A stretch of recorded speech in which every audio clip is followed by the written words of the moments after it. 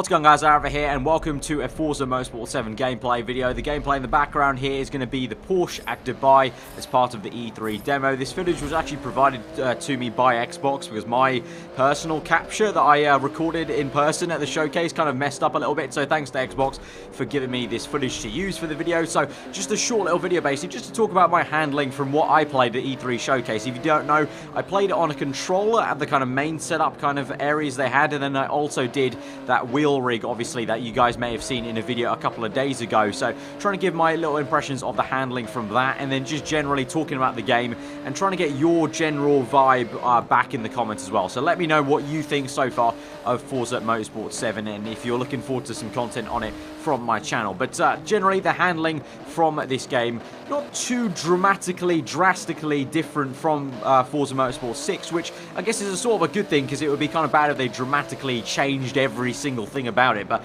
they definitely have made some improvements. I felt at times Forza Motorsport 7, especially on the 6 on the controller, was quite unresponsive sometimes in some situations with certain cars, whereas in Forza Motorsport 7, it's a little bit more fluid, I guess. You can like move the joystick a little bit faster, and it's a little bit more responsive. Definitely on the wheel, what I played, it was very, very good. Obviously, that wheel rig was insane. It had movable suspension parts like underneath me on the seat, so that's not going to be representative of anyone's wheel setup, really. But the response of the wheel, the turning, the rotation seemed to be all amazing. Like, it was like not laggy or anything like that. There was no kind of understeer general feeling like you can sometimes get if a wheel's not set up properly. And in terms of the force feedback, well, from that rig, it was amazing. Obviously, as I said, it's not going to be the same on your home wheel setup or even my home wheel setup, but from what I played from that, it was a really good impression of this game on a wheel. On the controller, it felt very familiar from Forza Motorsport 6. They have made some tweaks to the force feedback, I felt,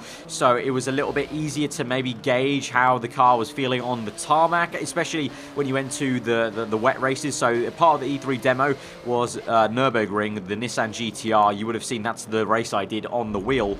And so when you go through like the dynamic puddles they have on the game now, you can actually feel like that kind of loss of feedback, basically, because obviously if you go through a puddle, you're not going to have the same kind of contact patch on the ground. So when you went through that, the controller would basically go numb almost. So it's a very weird kind of sensation to kind of just have the force feedback go numb for a second as you go through the puddle, but I guess that was kind of a cool experience as well. So that was the general kind of feeling from the handling. Didn't get too much time on it, but not dramatically changed and butchered from Forza Motorsport 6. To be honest, they didn't need to change too much from Motorsport 6 in terms of the handling side.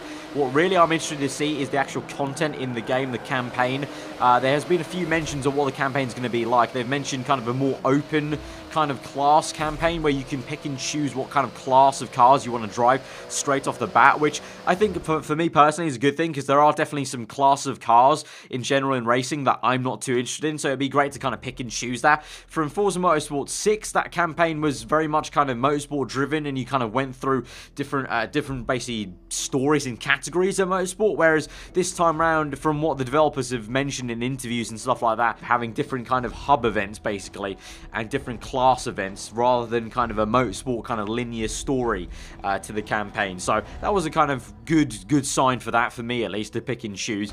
But I'll be hoping to see a few more details of the campaign, really. That's going to be the big thing for me for this game, if there's definitely a variety of interesting things to do within the game. But I'm looking forward to it. I think, you know, last time around with Forza Motorsport 6, I streamed quite a lot of it on Twitch, and if you guys would have tuned into that, those of you who did, I think you guys seem to enjoy the Twitch live streams on that, and then I uploaded the highlights, basically, or the videos to YouTube, and I think I'm going to be doing a similar thing around for Forza Motorsport 7, because I think that worked quite well, the kind of live aspect of it, and hopefully I can actually do more of the playthrough, really, because obviously at the time, 2 years ago, I kind of basically stopped it because there just wasn't enough time with university and the F1 videos. So obviously it's going to be running at 4K 60 FPS on the Xbox One X, so that's going to be pretty interesting. I don't know if I'm going to be getting the console straight away yet, but we'll see. But that's been this short video on Forza Motorsport 7. Let me know what you thought in the comments below. If you did enjoy the video, hit that like button. If you're new around here, then do get subscribed for more future content. I've been Aaron. I hope you enjoyed it yesterday, and I'll see you guys next time.